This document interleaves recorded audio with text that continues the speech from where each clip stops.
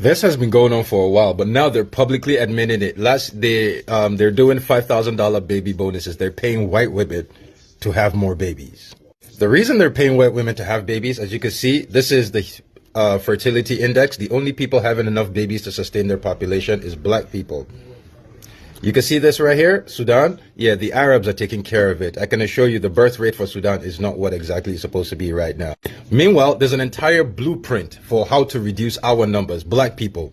They want to get their numbers up. They want to reduce our numbers. There's an entire blueprint written on how to do it. The Nigerian president, Bola Tinubu, has signed a deal with the U.S. government, giving away our health care to the U.S. government, where they will come now and start giving us vaccines, fertility vaccines. They will start sterilizing our women because they have an entire blueprint on how to make this happen. Remember, they came out and said they're going to monitor Nigeria's health to America's best interest. Meanwhile, these are our women on social media. Again. So you have the men who enslaved us, convincing our women that they're better men, and if they have biracial children with those men, those children are going to be black. And those children, long story short, they're getting their numbers up, they're wiping us out, and they've convinced our women to help us wipe us out. I don't know, man. I really, I'm tired of this. I wish there was something I could do with my life. I really wish, because I care about my people, and I simultaneously hate my people.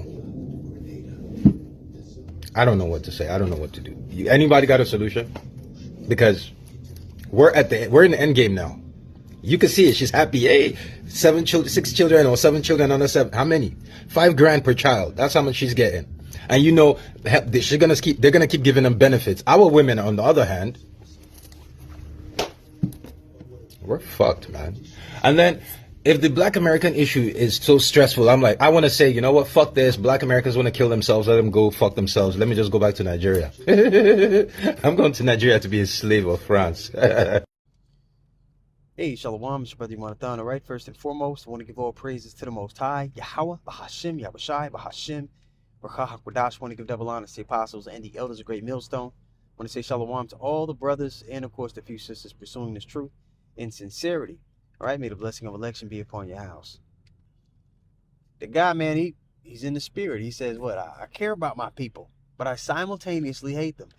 And he's talking about the 2/3 of our people, okay, that don't have any sense of, you know, the spiritual man built up within them. They're just carnal.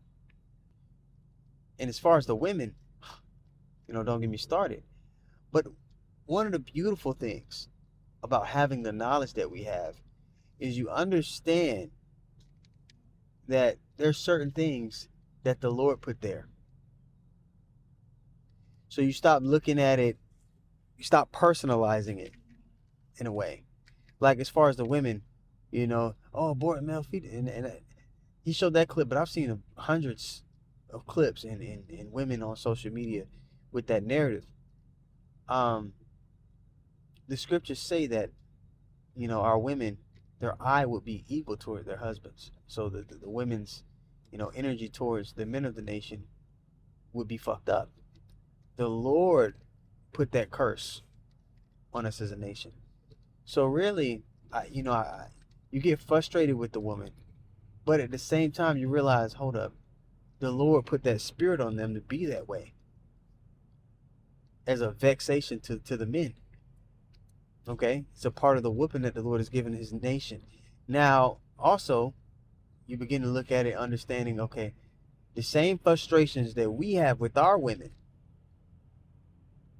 right? That frustration, like, what the fuck are you, like, bitch, what are you doing? That frustration, remember the Lord likens the nation of Israel to his woman, all right? And he's dealing with the men of Israel, ye men of Israel, right? The way you view and have that frustration towards the women is the same way the Lord had a frustration with us. So the Lord, you know, in a way, he put that spirit on our women so that we can have insight into his frustration. And that should make you of a broken and contrite spirit, man. that should make you it put you in a mindset of like, what do I need to do, Lord, to make things right? Like, oh, like what the fuck, I fucked up. Should make you introspective as well. Okay, but again, being in the world, you don't have that wherewithal as to the why things are the way that they are. You know that they're happening. You know that it's uncomfortable and it doesn't feel good, but you don't know why. You don't know the real root cause of it. You might be able to say, okay, this happened and that happened. This conspired into this. You know, the Greater Society Acts, and the women took the money. You may be able to go into that, but you don't know the root, the spirit, because anything that happens in the physical starts in the spirit. You don't know the spiritual cause. Okay? But when you start to seek Yahweh Shemi Yahweh, all those things are cleared up. All the whys are cleared up for you. And you're able to digest what's going on around you. This is 2 Thessalonians 1 and 7. I watch this guy's reels from time to time on Instagram. He makes a lot of astute observations, but of course, he can't piece it all together. He can't piece the big picture together. Much like many of these whistleblowers, much like many of the people who are making inquisition of the wicked, they can bring out particular, historical accounts and information and points of view, but they can't piece it together through the spirit to know the end result of it all. Okay, that's where the prophets come in, the highest order of inquisition in the earth. Okay, this is 2 Thessalonians 1 and 7. It says, and to you who are troubled, rest with us. Now, knowing the great evil that's forwarded here in this society is a very troubling thing to the mind. And without the wherewithal of the glory that's coming, of the peace and the justice that's going to be established, you don't know the end result of all these things. It can be very wearisome, and you could find yourself in a hopeless position. Okay, so the scriptures are saying here, the rest is with those who are fluent in the knowledge of Yahweh Shem Yahushua, fluent in prophecy. Okay, and to you who are troubled, rest with us. You look up this word rest here. In the Greek is G425. It's anesis. All right, and it literally says what? That first definition, check it out. Not the second, number one. Check it out. It says, spoken of a more tolerable condition in captivity. Because, yeah, we're in captivity. The Lord put us here. And you can't disannul or X out the captivity on your time. The Lord's keeping us here in the fire for a reason. There's certain things we have to witness, see, it dawn on us. It's for a purpose. So, you're going to have to sit. You're going to have to deal with the evil.